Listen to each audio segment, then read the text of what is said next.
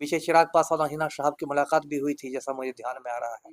हिना शहाब जो है वो लोजपा में आ जाए, जैसा कि कुछ शहाबुद्दीन परिवार और चिराग पासवान के बीच कुछ व्यक्तिगत रंजिश थी कि वो मतलब एक रोड़ा बन जाएगा, ऐसा नहीं है। कंफर्म लगभग हो गया है कि हिना शहाब और ओसामा अब राजद के साथ आगे की राजनीति नहीं करेंगे, ये इतना कंफर्म लगभग है। निकट भविष्य में तो कंफर्म्ड है। तो हिना शहाब ने कहीं ना कहीं होता था तेजस्वी यादव को एक तरह से धमकाया हो कि भाई तुम मतलब कहीं हमको एडजस्ट करो या ओसामा को, और नहीं तो हम तुम्हारा मुस्लिम वोट बैंक जो है वो पूरे बिहार भर में बिगाड़ के रख देंगे। मतलब बाहुबली नेता शहाबुद्दीन की पत्नी हिना शहाब और बेटे ओसामा तेजस्वी यादव से खासे नाराज है। अब चर्चाएं ये शुरू हो गई हैं कि सिवान में वो अपनी अलग राजनीति शुरू करना चाहते हैं, लेकिन किसके सहारे? क्या वो लोजपा के साथ जा सकते हैं? क्या वो चिराग पासवान के साथ जा सकते हैं, या फिर ओवैसी के साथ मिलकर आगे का खेल कर सकते हैं? क्या है उनकी राजनीति और क्या फायदा इससे चिराग पासवान को होगा, ओवैसी को होगा, तेजस्वी यादव को कितना नुकसान पहुंचा सकते हैं हिना शहाब और बेटे ओसामा? सब कुछ आपको विस्तार से बताएंगे। नमस्कार, मैं अर्पिता, आप देख रहे हैं पीओ भारत। पूर्व आईपीएस अमिताभ दास जी हमारे साथ। सर, आपका स्वागत है।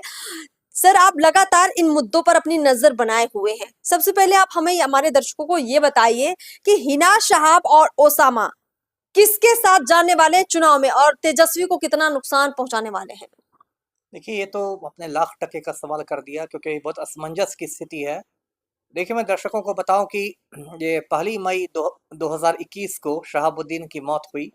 कोरोना से मौत हुई। उस समय वो तिहाड़ जेल के कैदी के रूप में इलाज चल रहा था, और उसकी मौत के बाद आप समझिए कि सिवान में एक तरह का वैक्यूम पैदा हो गया है, एक शून्य की स्थिति। क्योंकि शहाबुद्दीन ने मतलब 90 के दशक से ही सिवान को ऊपर काफी उसका दबदबा रहा था, और सिवान की जो राजनीति थी शहाबुद्दीन के इर्द गिर्द घूमती थी। मतलब आप तो या तो शहाबुद्दीन के सपोर्ट में है या उसके विरोध में, वही राजनीति की धुरी हुआ करता था। तो शहाबुद्दीन की मौत जो हुई उसके बाद देखिए, उसकी पत्नी है हिना शहाब, बेटा ओसामा है। इन लोगों ने मतलब जो नेचुरल है कोशिश की कि शहाबुद्दीन का उत्तराधिकारी बन के हम लोग उभरे, जो भी शहाबुद्दीन के सपोर्टर है वो हमसे जुड़े। क्योंकि शहाबुद्दीन ने राजद की बहुत लंबे समय तक राजनीति की थी, तो इन लोग को राजद से भी बहुत उम्मीदें थी। एक उम्मीद थी कि हो सकता है हिना शहाब को राजद राज्यसभा में भेज दे, और भी उम्मीदें थी, लेकिन वो उम्मीदें तो मतलब पूरी होती दिखाई नहीं देती है। अभी जो तेजस्वी यादव की जन विश्वास यात्रा थी, तेजस्वी यहाँ पहुंचे थे सिवान, और उसमें लोगों की नजरें थी, लेकिन वो तो मंच पर दूर दूर तक नहीं नजर आई। ना हिना शहाब नजर आई, ना ओसामा नजर आया। तो राजद ने एक तरह से लगा है कि तेजस्वी ने किसी रणनीति के तहत मजदूरी बना ली है शहाबुद्दीन के परिवार से। शायद तेजस्वी को ये लग रहा हो कि जो जंगल राज का एक ठप्पा लग गया था राजद पर शहाबुद्दीन जैसे लोगों की वजह से, उस दाग को, उस धब्बे को छुड़ाना है। तो इसलिए शहाबुद्दीन से उसने दूरी बना ली है। अब देखिए विकल्प क्या क्या बचता है। बीजेपी के से आने की संभावना बहुत ज्यादा मुझे लगती नहीं है। ऐसे हिना शहाब बीजेपी के साथ जा सकती, इसकी संभावना ना के बराबर है। वही मैं करना के बराबर है। ऐसे ही भाजपा बहुत ज्यादा मतलब मुस्लिम विरोध की राजनीति करती है, और हिना शहाब के हो सकता है भाजपा में जाने से और जो मुस्लिम समर्थक उनके मतलब भड़क ही जाए, और एक गलत मैसेज चला जाए पूरे मुसलमानों को। तो बीजेपी के साथ जाने की संभावना नहीं है। अब बचे एनडीए में एक एक तो जदयू बसता है, और फिर एक लोजपा बसता है, खास के चिराग वाला। पीछे चिराग पासवान और हिना शहाब की मुलाकात भी हुई थी, जैसा मुझे ध्यान में आ रहा है। तो अब हो सकता है, देखिए अभी बहुत ज्यादा इसकी स्थिति है, मतलब आप तेजी के साथ घटना चक्र बदल रहा है। अभी देखिए चिराग पासवान जो कि एनडीए में थे, आज भी तकनीकी रूप से हैं ही, लेकिन अभी जो नरेंद्र मोदी की सभाएं हुई बिहार में, बेगूसराय में और औरंगाबाद में, वहां तो चिराग पासवान गायब दिखे, नजर नहीं आए। 10 मार्च को चिराग पासवान की रैली है वैशाली में, उससे उसकी जोर शोर से तैयारी लोजपा कर रही है। उसमें भी इस तरह की अटकलें लगाई जा रही है कि हो सकता है उस दिन चिराग पासवान एनडीए छोड़ने की घोषणा कर दें। बहुत सारी बातें, कुछ लोग कहते हैं कि चिराग पासवान तेजस्वी के साथ भी आ सकते हैं, यदि उन दोनों की बात बन जाए तो, सौदा पक्का हो जाए तो। कुछ लोग ये भी कह रहे हैं कि यदि खुन्नस में आ गए चिराग पासवान तो 40 के 40 सीटों पर लोजपा के उम्मीदवार खड़ा कर देंगे, सिर्फ नुकसान पहुंचाने के लिए, मतलब एनडीए को। और बहुत सारी बातें हैं, तो हो सकता है हिना शहाब जो है वो लोजपा में आ जाए, जैसा आप। क्या लोजपा और शहाबुद्दीन का कभी कोई ऐसा, कोई दुश्मनी रही थी? मतलब कोई ऐसा इतिहास रहा हो कि ये ना आए उस वजह से? मतलब रास्ता साफ दिख रहा है कि मतलब इनके बीच में संबंध बन सकते हैं राजनीतिक रूप से? नहीं, रास्ता तो मुझे साफ दिखाई दे रहा है। और ऐसे भी देखिए, लोजपा जो है रामविलास पासवान के जमाने से ही अपराधियों को बहुत ज्यादा मतलब सरपरस्ती करने वाली पार्टी है। अच्छा। है ना? ऐसे तो कमोबेश सारी पार्टियों में अपराधी रहे ही हैं, लेकिन आप देखिए रामविलास के पासवान के समय में लोजपा में सूरज भान जैसा क्रिमिनल था, या अभी चिराग पासवान के समय में भी अभी हाल तक ये संसदीय बोर्ड का जो अध्यक्ष था हुलास पांडे था, फिर जब परमेश्वर मुखिया हत्या करने में उसको चार्जशीट किया गया तब उसने इस्तीफा दिया है। मतलब पार्टी से हटाया गया ना हुलास पांडे को, नहीं, चिराग पार्टी में पासवान। अभी भी है, संसदीय बोर्ड के अध्यक्ष पद से उसने छोड़ दिया। अच्छा। तो मतलब ये कहने का मतलब कि इन लोगों को अपराधियों से परहेज नहीं है, और ऐसा नहीं कि कुछ शहाबुद्दीन परिवार और चिराग पासवान के बीच कुछ व्यक्तिगत रंजिश थी कि वो मतलब एक रोड़ा बन जाएगा, ऐसा नहीं है। तो उसकी संभावना एक बढ़ सकती है। अच्छा।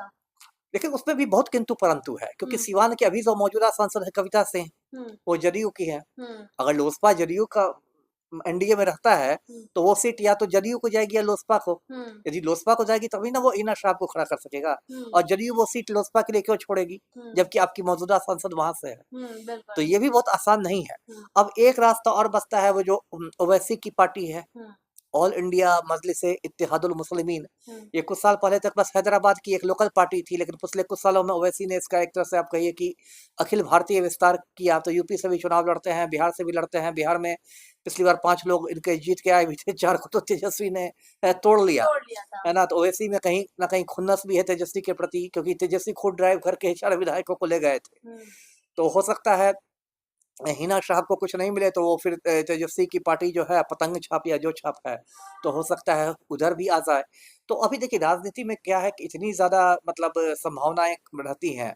तुरंत टिकट मिलता है, लोग अभी पवन सिंह का आपने देखा होगा, टिकट मिल गया, सब कुछ हो गया, तब उसे टिकट लौटा दिया। मतलब कंफर्म, ये तो कंफर्म लगभग हो गया है कि हिना शहाब और ओसामा अब राजद के साथ आगे की राजनीति नहीं करेंगे, ये इतना कंफर्म लगभग है। निकट भविष्य में तो कंफर्म्ड है। हाँ। अब देखिए सिवान की राजनीति में एक नया फैक्टर भी आया है, वो है खान बंधुओं का।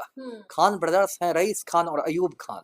ये दोनों भी अपराधी प्रवृत्ति के ही लोग थे। पहले ये लोग शहाबुद्दीन के ही गैंग में थे, बाद में इनका शहाबुद्दीन से इनकी अदावत हो गई तो ये लोग अलग, इन लोगों ने काम करना शुरू किया। कुछ साल पहले रईस खान पर मतलब गोलियां भी बरसाई गई थी। तो वहाँ एक ये भी फैक्टर्स है ये खान बंधुओं का। तो वही मैंने कहा कि शहाबुद्दीन के मौत के बाद जो एक वैक्यूम की स्थिति पैदा हुई है, अब देखना है कि वो कैसे भराएगा। अब हिना शाह का देखिए चुनावी ट्रैक रिकॉर्ड देखिए तो कोई बहुत अच्छा नहीं रहा है। 3 बार लड़ी है, तीनों बार हारी है। ओसामा तो एक बार चुनाव लड़ा ही नहीं है। तो पहले तो दोनों को आपस में तय करना पड़ेगा कि यदि टिकट मिलता भी है तो हिना चुनाव लड़ेंगी या ओसामा चुनाव लड़ेगा, है ना।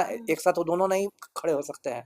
और यदि लड़ेंगे तो फिर वो जदयू वाली सीट कैसे छोड़ेगी, जो जदयू की वहाँ सिटिंग सांसद है। तो फिर एक ओवैसी का सहारा बचता है। मतलब अभी बहुत आप कह सकते हैं कि एक अस्पष्ट स्थिति है सिवान लेकिन से। हमने अभी हाल ही में कई खबरें ऐसी पड़ी जहां पर हिना शहाब ने एक तरह से रंजिश दिखाते हुए तेजस्वी यादव को एक तरह से ललकारा है कि अब हम अपनी राजनीतिक ताकत दिखाएंगे। ऐसा लग रहा है कि वो अब कुछ करने के मूड में है। अभी तक वो शांत थी, ज्यादा आपने देखा होगा वो एक्टिव नहीं नजर आती थी राजनीतिक रूप से, लेकिन चूंकि अब उनका बेटा ओसामा काफी बड़ा हो चुका है, अब उसकी भी एक अपनी एक पहचान क्षेत्र में हो गई। आपने देखा होगा पिछले दिनों ओसामा को लेकर कई तरह की खबरें आई थी जहां लोगों का हुजूम उमड़ा था ओसामा के लिए। तो उस चीज का अब फायदा कहीं ना कहीं हिना शाह भी उठाना चाहेंगी कि एक राजनीतिक करियर खड़ा करे ओसामा का भी बिहार के अंदर।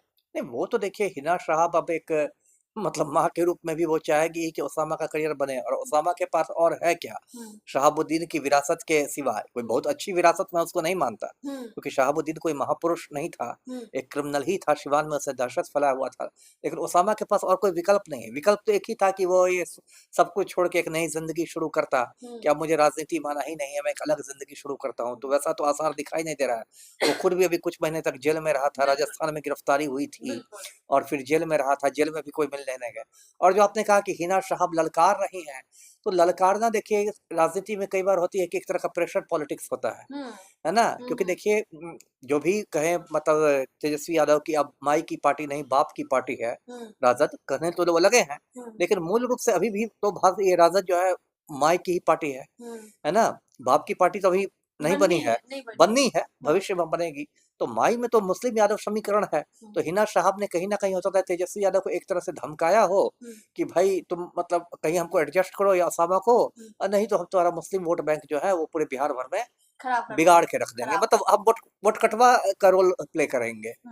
तो ये क्योंकि देखिए हिना शाह का भी राजनीतिक कर ऐसा नहीं हुआ है कि वो तेजस्वी को ललकार दे, राजनीतिक कर उनका नहीं हुआ है। तो इसलिए बहुत बार होता है, इसको पैतरेबाजी कहते हैं, आप एक प्रेशर पॉलिटिक्स करते हैं, दबाव की राजनीति बनाते हैं, तो उसका भी हिस्सा हो सकता है। बिल्कुल। जी। चलिए सर, बहुत-बहुत शुक्रिया। आपने बहुत अच्छे से हर बात को रखा और हमें भी काफ़ी चीज़ें मालूम पड़ी कि सिवान के अंदर चल क्या रहा है। देखिए, चुनाव बेहद नज़दीक हैं और ऐसे में कब किसका किससे गठजोड़ हो जाए, कब कौन किसकी पार्टी छोड़ दे, ये बहुत जल्दी हो जाता है।